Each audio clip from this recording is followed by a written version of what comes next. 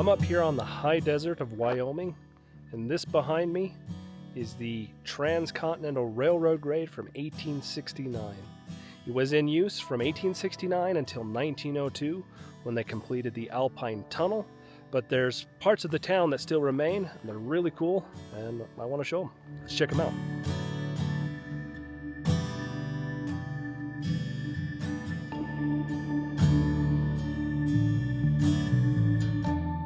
So Piedmont was founded in 1869 by Moses Byrne.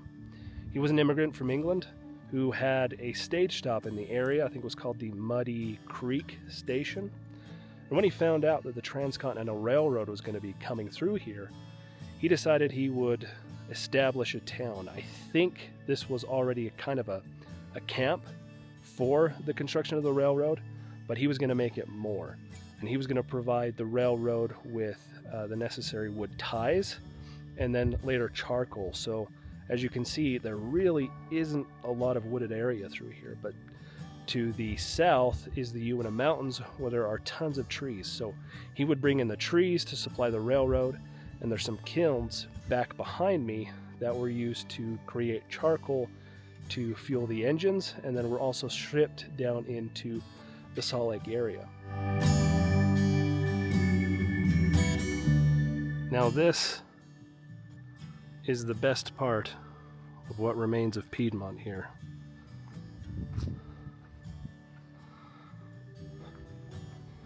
This house really has stood the test of time. I mean, it's probably going on 150 years old now.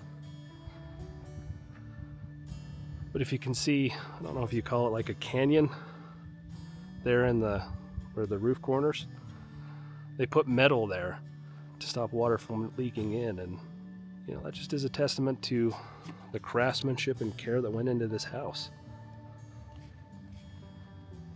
Now, I first visited here back in 2008, and I believe there was an actual name on the plaque here, but it's long since been destroyed. Let's have a peek inside here.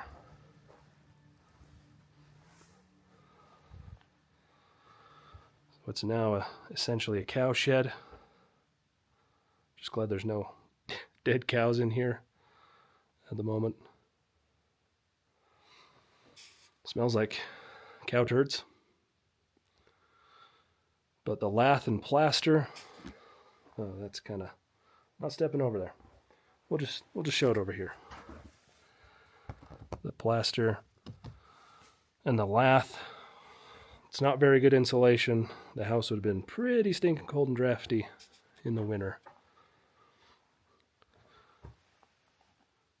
But you can see up there is where they had the stovepipe or the chimney going out. So it makes me think that well, either the stove was against the wall somewhere or it was here in the middle of the room.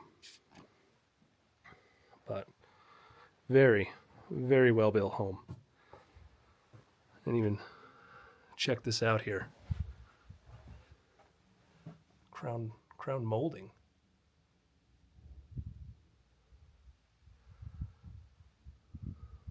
Nice antique style cracked paint. Looks like it was blue and green.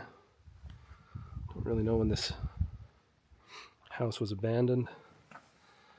But all over the ground are just bits and pieces of cups, plates, other things. You know, in these houses, you typically have a kitchen, a lean-to kitchen out the back. That might have been over here, but it's not quite easy to tell because you do have, maybe this might have just been a porch going through here. And maybe that was a kitchen.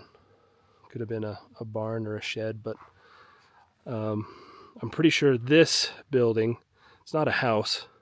Pretty sure it's not a house anyway. Belonged, I think, to this house. And then this house here might have had something back there, or the barn's over there. But your properties were typically pretty deep. And then up here, there's a little little rise in the landscape there. That's where the school was. What's kind of cool about this house here is it's got some of the siding that remains here on the back, but is missing from the other parts of the house. Roof's collapsed in.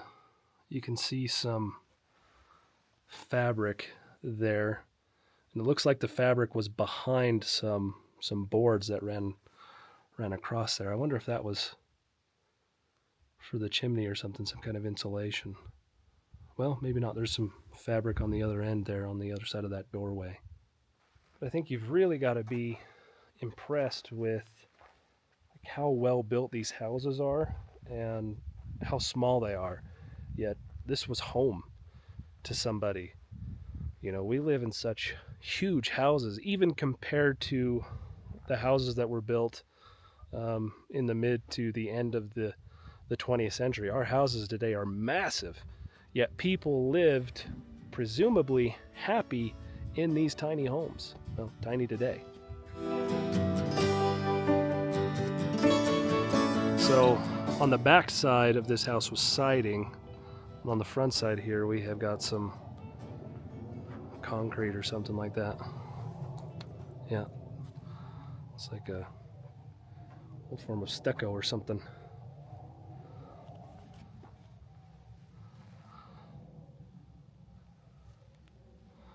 Oh wow. So look at the roof here. It's just been peeled back. It just went whoop. But at least it gives us a chance to examine the shingles a bit better.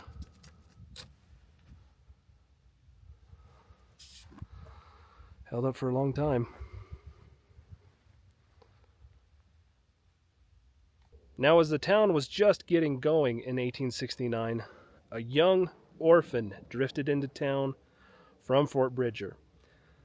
This orphan was unique in the fact that she was a 13-year-old girl, and you would probably best know her as Calamity Jane. But when she came to Piedmont in 1869, she wasn't Calamity Jane yet. She was just Martha Canary, a kind of odd duck, social outcast who took up residence with the Alton family here. Now, the Alton family, they either ran or owned a boarding house here. And the reason we know Calamity Jane was here is she turns up in the 1870 United States Census living with the Alton family. So she lived with them, helped them out. The matriarch of the Alton family, she tried to set Martha straight. She was orphaned, she didn't have anybody else, and so she was going to help her get off on the right foot and make the most of herself. Well, she just disappointed everybody. In later years, after she was known as Calamity Jane, somebody found Mrs. Alton and asked her what she thought of what had become of little Martha Canary, and she denied ever knowing her, which suggests that she was really embarrassed to have associated with her and with the woman she'd become. Now, of course, a lot of those stories were fabricated. This was at a period of history where truth and authenticity weren't as important as entertainment, especially with a lot of these Wild West characters. So Martha Canary, Calamity Jane, lived here for about a year, best we can tell. Interestingly, she also had a babysitting job, and she was fired from that job after she was found carrying on with local soldiers. And then she disappears until she turns up in about 1874, I think, in Deadwood, and became Calamity Jane. She did write a biography. I don't think she wrote it, but she's been known to spin a couple yarns in that biography, so it can't be really relied on. And so I think it's just really cool that the census helps us understand a bit about Calamity Jane before she was Calamity Jane, That's a really neat part of the history of Piedmont here.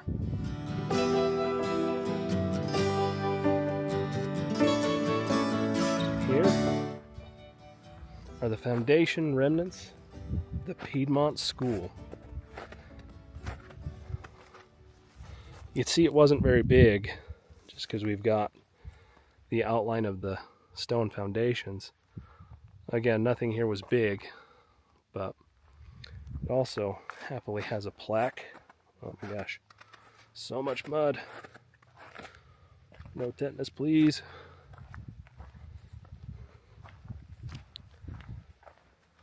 Here we go. Piedmont School, 1870 to 1950, which honestly is much later than I thought. So I understand it, the mercantile closed here in 1940 because there was no business, and so the fact that the school lasted another 10 years is surprising. But that might be because there were ranching families in the area and the school was already here, so you may as well use it. But this gives you a good overview of the town. So the town was split in half. We had these buildings over here. There was a bunch more. And then over here we've got a few remaining buildings on the other side of town. Now where my Jeep is down there, that's the old Transcontinental Railroad grade. And so it came and divided town right down the middle. And then down there in the distance you can see are these beehive kilns. And they were one of the economic drivers of Piedmont, where they would bring wood from the Uinta forest to the south of here, stack them in those kilns, and create charcoal. And we'll have a look. Now this looks like it was probably an animal shed of some kind. It's got a sloped roof. It's not very tall. Got some wire there to, might have been a chicken coop of a kind. But over here, I wonder if this was a livery stable. And the reason I wonder that, and you'll see in a moment, is we've got some food troughs in there. But another thing that makes me wonder that is it's really quite tall. So you've got the top section that's totally collapsed. But that top section here could have been used for storage. And the bottom section for handling the livestock. Here inside we've got troughs, feeding stalls.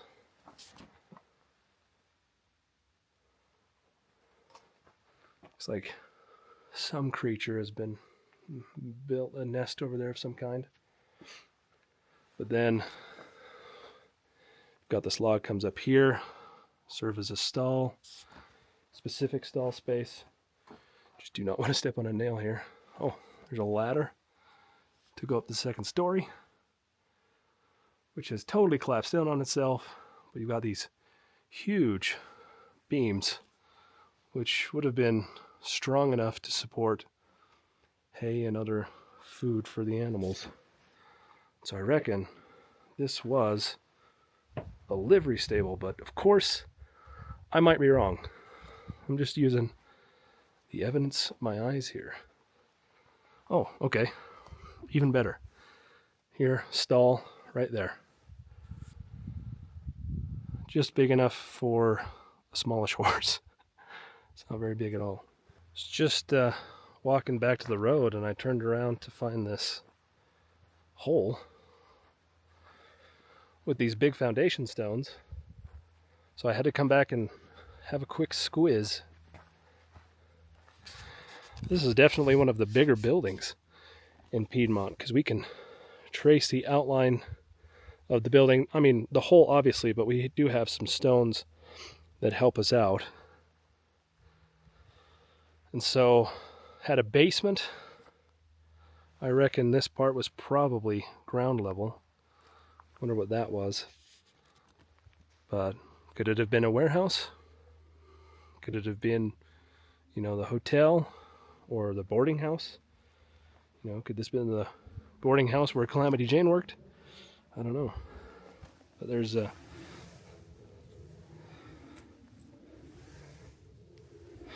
little bit of porcelain there. I mean, for all my luck, this is probably a bedpan. But we'll just put it back there. There we go. Yeah, it would be cool to know what this is. I mean, I really think that this part is more the industrial area. There's a photo, I don't have a copy of it, but there's a photo that shows a water tower down this way, and I think the depot is down this way as well. So you got the livery stable, and then it comes into more of the residential area. So there is a map of Piedmont that's fairly easily found online, but I'm not really sure how trustworthy it is, at least for all of the buildings it says that we're here. For example, it says there was a roundhouse here. And it says the roundhouse was here on the, I think, east side of town. And the reason I doubt that is I've been out to Terrace, which was another Transcontinental Railroad town that lasted until 1904. And if you go on Google Earth and you Google Terrace, Utah, you can see the remnants of the roundhouse there in the earth. It's clear as can be. There's a circle for the turntable, and then you've got a series of bays that make kind of a half-ish moon shape around it. And when you look at the aerial map of Piedmont today, you don't see that. Also, you would expect to see a lot of industrial residue, coal, just black sort of soil. And you don't see a ton of that here. You see some of it, which is expected being a railroad town, but you don't see the degree that you see out in Terrace. So when it comes to that map, I think it's mostly reliable, but I don't think it's completely reliable. But we'll go have a look and see if we can see anything in the ground where they say this roundhouse was. Now, walking down the road, which was the old railroad grade, and another story that happened here that I think is really cool is on May 8th, 1869, so just a few days before the wedding of the rails occurred out in Promontory, Utah, with the golden spike and all that, Thomas Durant, vice president of the Union Pacific Railroad, stopped here and was in a sense arrested. He was arrested by a couple hundred men who had worked for the railroad and had been laid off, and they were owed 3 months back wages. And so they essentially arrested his engine, and when he wanted to make his way down to Promontory, they told him, I'm sorry, haven't you heard the news? You're not going anywhere until we get our money. And so an emergency telegraph was sent back east, promises were made, the money arrived within a couple days, and Durant was able to puff on down the rails to Promontory, where the ceremony was held on May 10th, and he was suffering from a hangover.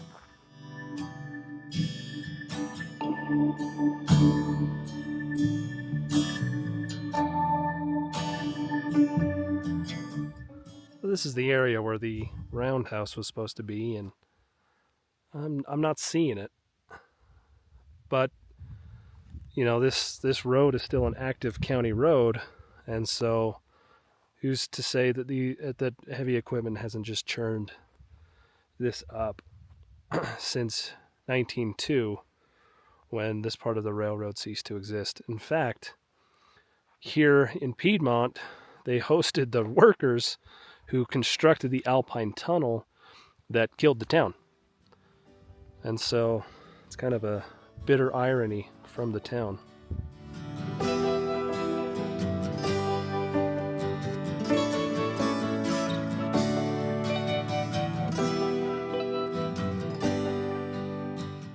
So we're here at the charcoal kilns. Town's just over that way. We'll go have a look at them. So this, we have to cross this creek to get to the charcoal kilns. But this creek here has been here since well before the 1860s. But it was here, running in essentially the same path since then. So I think that's pretty neat. It's just, I'm sure it's flooded a few times, but it's just been that way. So when you had to get across this creek, they just had little bridges that you walked across to get to the other side of town there. This part belongs to the state of Wyoming. Of course, as your archaeological resources are protected by law and information board. Oh, cool. There is a picture here. Union Pacific train at Piedmont. So you can see, I wonder which house that is. Then we also see that there's houses out behind there. Then we've got another railroad. This is probably the siding right here. So I really would be interested in seeing exactly from which point this photo was taken. I love doing that kind of thing. But this board says that the charcoal made in these kilns was shipped on the railroad down to the Salt Lake Valley to be used in the smelting process down there, though I really thought it would be used for the trains as well. I mean, trains ran on coal or they ran on wood. Now, obviously the difference between wood and coal is significant. Coal burns a lot harder than wood, hotter than wood. But when the Transcontinental Railroad was being built in 1869, the Union Pacific could afford to bring coal, ship it from the east to the west, so their engines were fired by coal. But the engines that were on the Central Pacific Railroad working from Sacramento to Utah, they were fired by wood. And that difference isn't really thought about until you visit the Golden Spike National Historic Park, which has full replicas of the Jupiter and the 119 out there. And they bring them out in the summer, and you can see them, stand next to them. They're really cool. But when I was there for the anniversary on May 10th a couple years ago, you really got a sense of how different those fuels were. And that was cool to me because I would have never thought about that. That's a part of history that's really lost, and I would have never really thought about if not for having gone and been around those same kind of engines that were there in 1869. So, history has smells, and for better or for worse, smells have been forgotten. This is the first beehive kiln. It gets its name because it looks like a beehive. Not too difficult. But what they do is they'd load logs into the kiln, and then they'd stack logs end up or on end all throughout here. And then they would use that sort of service window up there to continue to fill up the entire kiln here with logs. And then they'd light a fire in here and let it burn for a little bit, and then they would block up these little air vents that you see here at the bottom of the kiln. And that would cause the fire to smolder, and these fires would smolder over days, and eventually it would turn the wood into charcoal, and charcoal acts a lot like coal when you burn it. And so they brought wood from the Uinta forest, because again, there's just not a lot of wood here. There's a couple cedar trees, but you'd go through that pretty quick. These kinds of kilns were common here across the Intermountain West, especially in mining towns, because they needed them for ore smelting. And in some of them, looks like little creatures live in here. There's these nests over there. Anyway, some of them, like this one, smells just a bit smoky. There are beehive kilns down near Cedar City, Utah,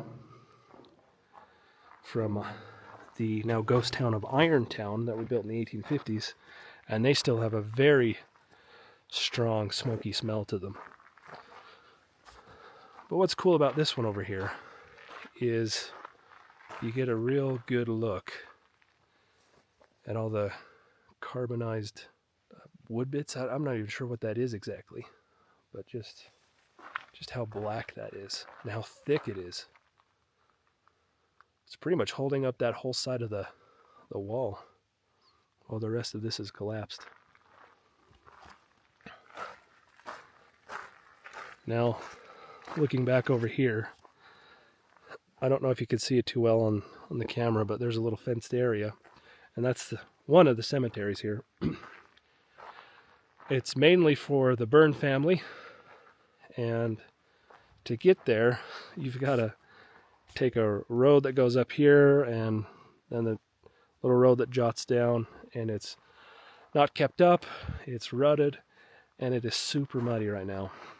The only other option would be to scoot around the fence,